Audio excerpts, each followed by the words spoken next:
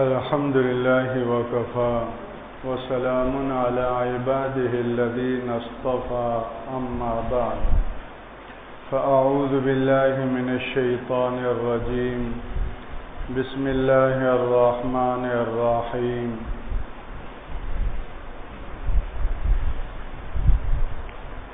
لا يستوي القاعدون من المؤمنين غير أولي الضرر والمجاهدون في سبيل الله بأموالهم وأنفسهم فضل الله المجاهدين بأموالهم وأنفسهم على القاعدين درجة وكلا وعد الله الحسنى والله بما تعملون خبير.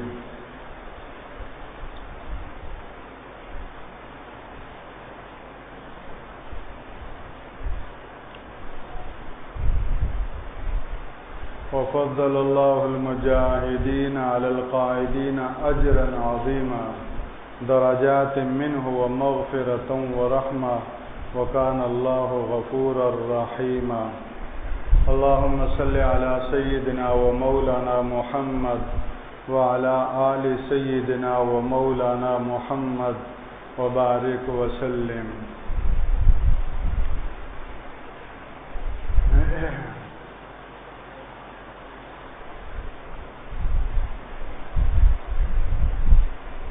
مخلص انسان قربانی کے اعتبار سے پہچانے جاتے ہیں. اللہ جل شانہ نے ہر دور میں اپنے مخلصین بندوں کو چھانٹنے کے لیے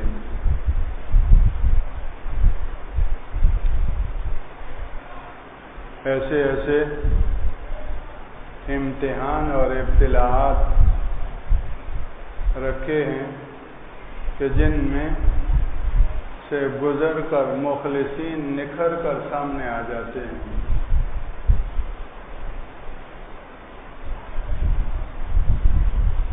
اس لیے دعا مانگتے رہنا چاہیے کہ اللہ زندگی کے ہر اس موقع پر جس میں آپ کی طرف سے کوئی امتحان ہو تو اس امتحان میں مجھے اکیلا نہ چھوڑیں, میری مدد اور نصرت فرما کر سرخرو ہونے والوں میں مجھے شامل فرمائیں. بسا اوقات آدمی کو اس طرف توجہ بھی نہیں ہوتی اور سستی اور کاہلی کی وجہ سے یا کم ہمتی کی وجہ سے یا حالات سے مرعوب ہو کر ہمت اور حوصلہ ہار بیٹھتا ہے. نکلنے والے نکل جاتے ہیں, یہ پیچھے رہ جاتا ہے اور اس طرح اللہ کے ہاں جو فہرست بنتی ہے اس میں اپنی جگہ نہیں کر پاتا.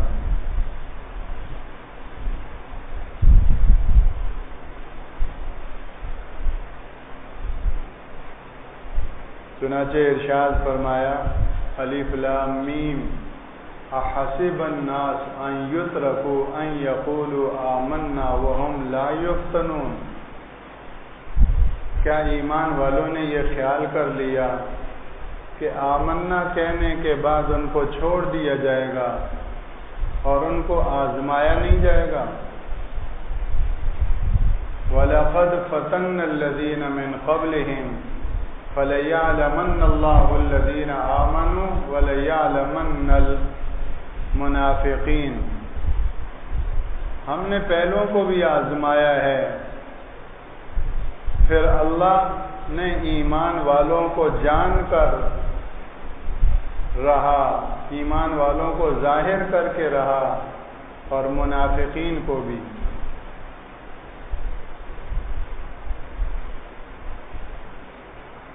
صحابہ کرام کو براہ راست خطاب کر کے فرمایا ام حسبتم ان تدخلوا الجنة ولما يأتكم مثل الذين خلوا من قبلكم مستهم الباساء والضراء وزلزلوا حتى يقول الرسول والذين آمنوا معه متى نصر الله.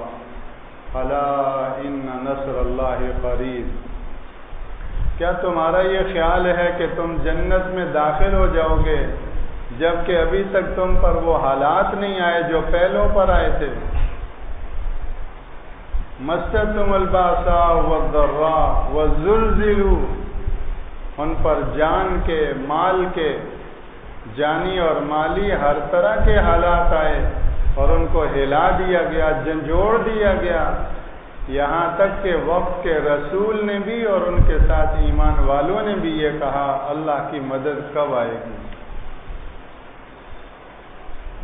وہ کیا حالات ہوئے ہوں گے جن کو اللہ وزلزلوا کہتے ہیں، ہلا دیے گئے، جھنجھوڑ دیے گئے۔ حتی یقول الرسول والذین آمنوا معه متی نصر اللہ۔ ضروری نہیں ہر کسی کو امریکہ کی طرف سے مسائل آئیں۔ اگر کوئی آفس میں ہے، کوئی کاروبار میں ہے، کوئی مارکیٹ میں ہے، کوئی مسجد میں ہے، جو جس شعبے میں جہاں جس سرگرمی میں بھی ہے، وہاں اسی میدان میں اس کے لیے ایسے حالات آئیں گے کہ وہ پرکھا جائے گا کھرا ہے یا کھوٹا۔ بس اس طرف توجہ رکھنے کی ضرورت ہے، جس کی توجہ ہوتی ہے اللہ اس کو ثابت قدمی عطا کرتے ہیں۔ سیدنا حضرت بلال حبشی رضی اللہ تعالیٰ عنہ کی بات ہم سنتے اور کہتے ہیں، ذکر کرتے ہیں کہ جب ان کو تپتی ریت پہ لٹایا جاتا تھا تو یہی سوچتے تھے کہ میرا رب مجھے ٹھوک بجا کے دیکھ رہا ہے۔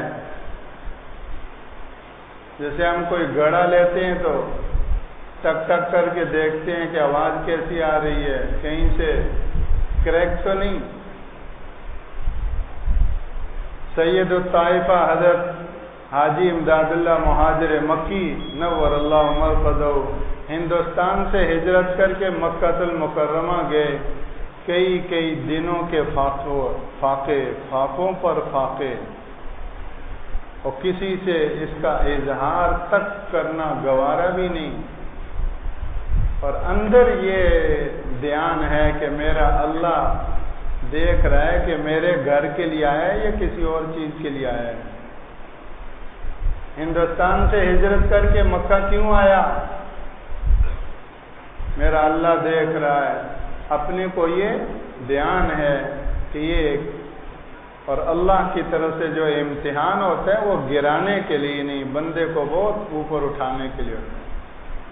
اس لیے ثابت قدم رہے، اللہ ہی جانتا ہے وہ فاقوں کا دور کیسے گزرا ہوگا، لیکن وہ ایک تھوڑا وقت تھا۔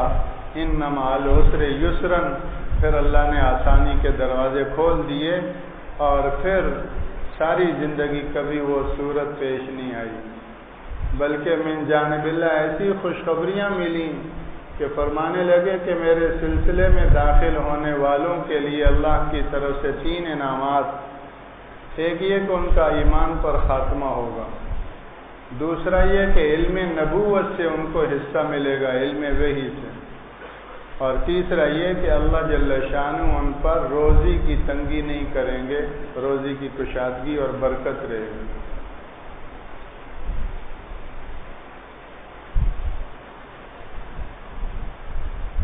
تو صحابہ کرام رضوان اللہ علیہم اجمعین ایک دوسری جگہ غزوہ احد کے موقع پر آیتیں نازل ہوئیں، ام حسبتم ان تدخلوا الجنۃ ولما یعلم اللہ الذین جاہدوا منکم ویعلم الصابرین۔ کیا تمہارے یہ خیال ہے کہ تم جنت میں داخل ہو جاؤ گے جبکہ ابھی تک اللہ نے تم میں سے ثابت قدم رہنے والے اور مجاہدین کو جانا نہیں، ظاہر نہیں کیا؟ جو اللہ کا علم ازلی ہے اس کے مطابق ابھی تک نتیجہ رزلٹ سامنے نہیں آیا، تو اسی طرح تمہیں چھوڑے چھوڑے جنت میں پہنچا دیا جائے گا۔ یہ جو احد کی بٹی گرم ہوئی اور احد کا میدان اور یہ امتحان، سورہ احزاب اٹھا کر دیکھیں، کربلا سے پہلے کتنے کربلا گزرے ہیں، یہ انہی کربلاؤں کا تسلسل ہے، اور کربلا کے بعد آج تک کتنے کربلا چلے آ رہے ہیں، یہ انہی کا تسلسل ہے۔ اس راہ وفا میں کتنے شہیدان باکردار ہیں، اس اللہ کے خزانوں میں ان کی کمی نہیں۔ ایسی ایسی ہستیاں، سیدنا حضرت زکریا علیہ السلام جلیل القدر پیغمبر، ان کو کھڑا کیا گیا اور ان کے جسم کو ایسے کہ سر پہ آرا رکھا گیا، اور آرا چلا کر جس طرح درخت کو چیرا جاتا ہے ان کے جسم کو 2 لخت کیا گیا۔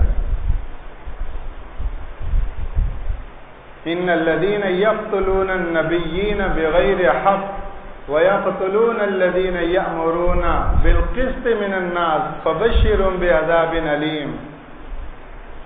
یہود کے بارے میں فرمایا جو نبیوں کو ناحق قتل کرتے ہیں اور معاشرے میں حق، انصاف، عدل کی بات کرنے والوں کو ناحق قتل کرتے ہیں، ان کے لیے دردناک عذاب کی بشارت ہے، ان کو سنا دو۔ ادھر یہ شہادت پا کر اونچے رتبے پا گئے، اور ادھر ان کی تباہی اور بربادی کے فیصلے ہو گئے۔ اس کراچی شہر میں کتنے باکردار، ایسے نفوس قدسی، ایسے مخلصین اور بے داغ زندگیوں والے علماء، مشائخ کا خون بہایا گیا، یہ سب کربلا کا تسلسل ہے۔ قرآن کے مفسر، قرآن کے حافظ اور بڑے درجے کے مفتی اور کیسے کیسے دیگر مخلص مسلمان یہ دین کی خاطر اللہ جل شانہ پاک خونوں کی قربانی قبول فرماتے ہیں۔ ناپاک خون کبھی بھی دین کے لیے قربان نہیں ہوتا۔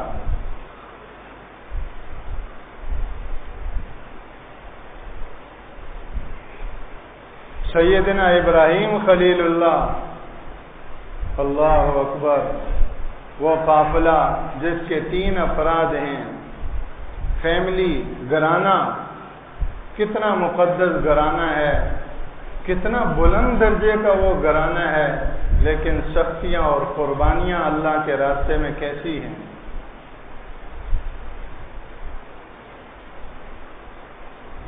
خدا کا قافلہ، خدا کا قافلہ، کسی کہنے والے نے اس کو خدا کا قافلہ کہا۔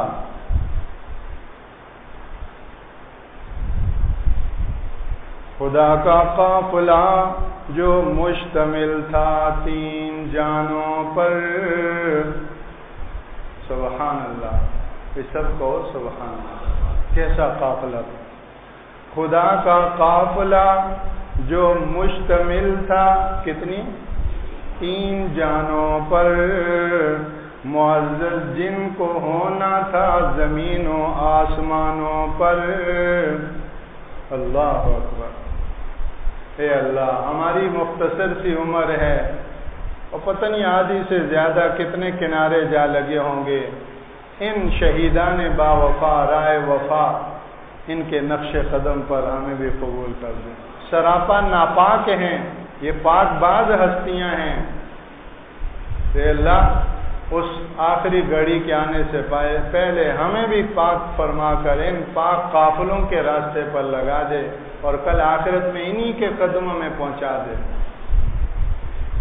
نواسۂ رسول کے خون سے زیادہ پاک خون، سبحان اللہ، لیکن اللہ کا دین بہت اونچا ہے۔ جس دین کی خاطر ان کے نانا صلی اللہ علیہ وسلم کا خون قربان ہوا، اس دین کی خاطر ان کا خون بھی قربان ہوا۔ خدا کا قافلہ جو مشتمل تھا 3 جانوں پر، کسی کہنے والے نے کیسے کہا، ان من الشعر لحکمہ، اقبال بھی کبھی کبھی ایسے شعر کہتے ہیں، سبحان اللہ، ایسے اشعار حکمت سے، حقائق سے لبریز۔ خدا کا قافلہ جو مشتمل تھا 3 جانوں پر، معزز جن کو ہونا تھا زمین و آسمانوں پر۔ ہم بے ذوق لوگ ہیں، دھکے کے ساتھ۔ وہ کہا تھا سبحان اللہ، وہ کہہ دیا، بس ایک دفعہ کافی ہے۔ ہر لفظ پر سبحان اللہ ہم کہیں، کیسے لوگوں کا تذکرہ ہے۔ عند ذکر الصالحین تنزل الرحمہ، ایسی باکردار ہستیوں کا ذکر بھی اللہ کی رحمت کو کھینچ کے لاتا ہے۔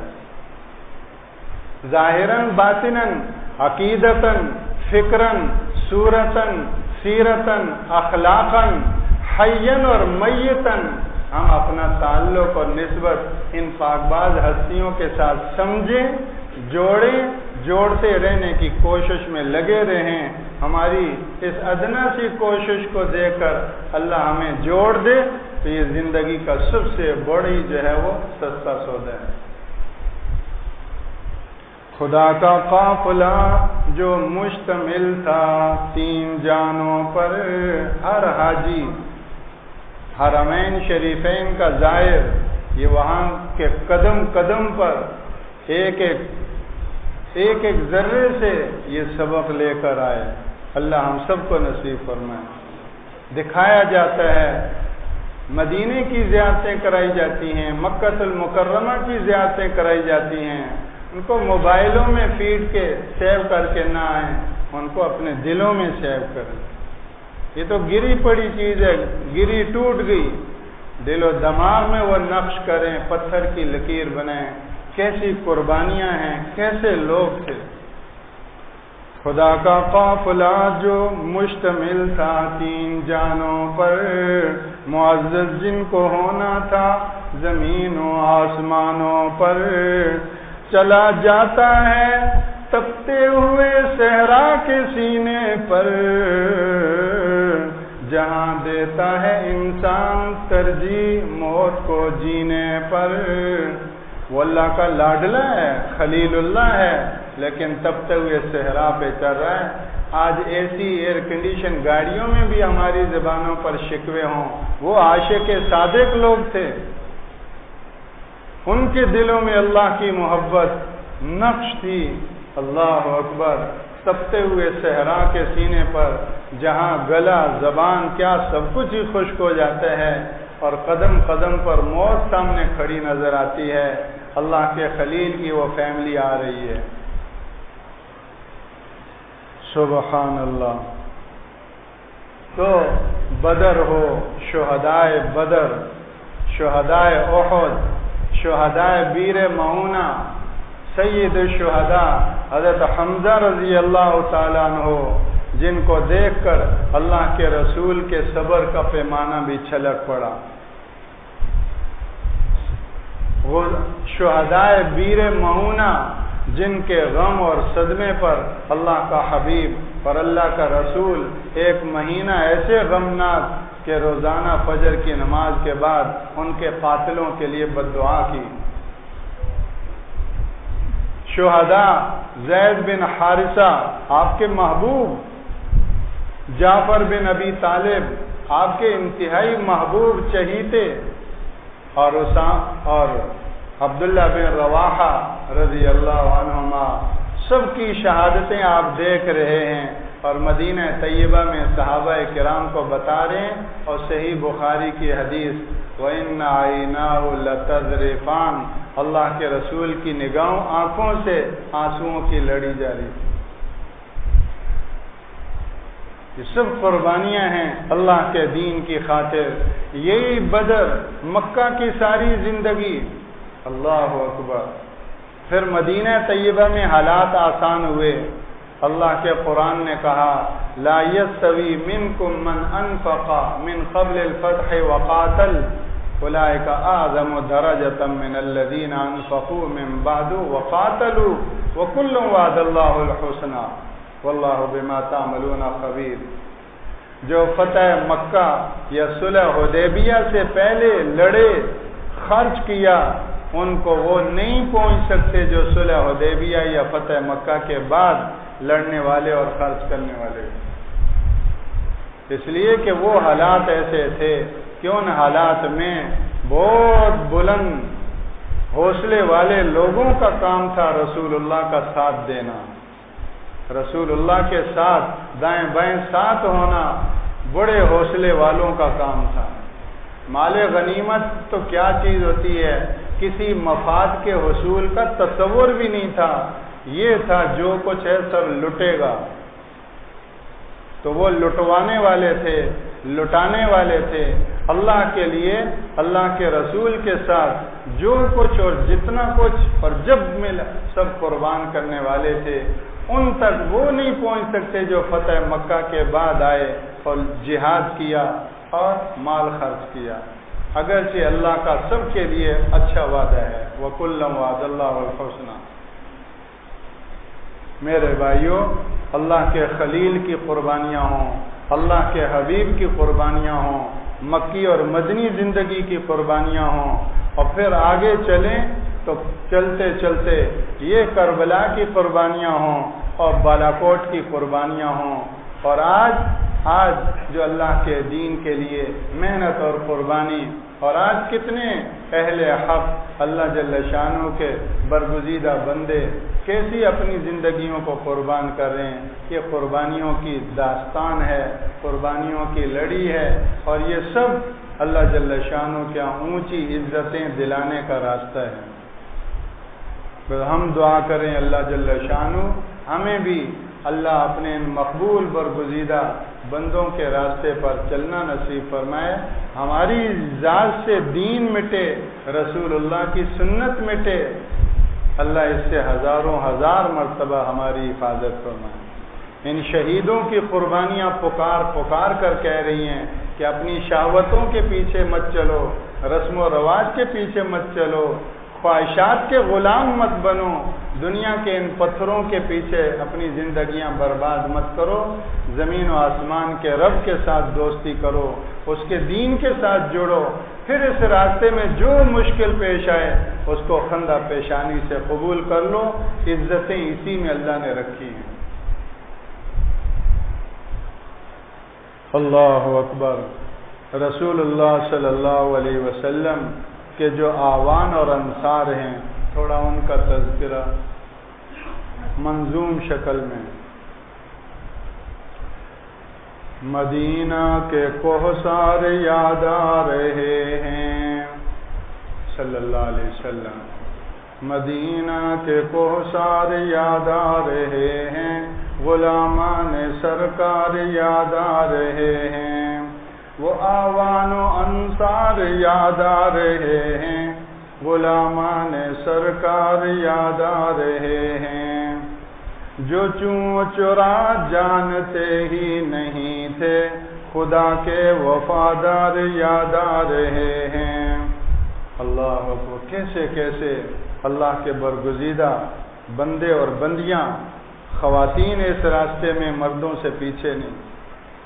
خدا ان سے راضی، وہ راضی خدا سے، محبت کے بیمار یاد آ رہے ہیں، ہے خود دین کو ناز جن ہستیوں پر، وہی مجھ کو دیندار یاد آ رہے ہیں، جو پیتے تھے ہر دم شراب محبت، وہی مجھ کو میخوار یاد آ رہے ہیں، مسخر ہوئے جن سے اغیار کے دل، وہ اخلاق و کردار یاد آ رہے ہیں، وہ صدیق و فاروق و عثمان و حیدر، وہ ابرار و اخیار یاد آ رہے ہیں، لٹا دی خدا کے لیے ساری دولت، وہ امت کے سردار یاد آ رہے ہیں، رضی اللہ عنہم ورضوا عنہ۔ وہ دو نور والے رفیق پیغمبر، وہ عثمان زردار یاد آ رہے ہیں، تھے حسان عاشق فخر عالم، ہمیں ان کے اشعار یاد آ رہے ہیں، میں جنت کو بھی بھول بیٹھا ہوں، اب تو صحابہ کے گھر-بار یاد آ رہے ہیں، محبت صحابہ کی پیدا ہو جن سے، وہ اخبار و آثار یاد آ رہے ہیں، تڑپنے لگا میرا دل اللہ اللہ، مدینہ کے کوثر یاد آ رہے ہیں، وہ حرمین کے رات دن اللہ اللہ، وہ برکات و انوار یاد آ رہے ہیں، غلامان احمد پہ قربان احمد حقیقی و احرار یاد آ رہے ہیں، غلامان سرکار یاد آ رہے ہیں، وہ آوان و انصار یاد آ رہے ہیں۔ اللہم احشرنا فی زمرتہم یا رب العالمین برحمتک یا ارحم الراحمین۔ سبحانک اللہ۔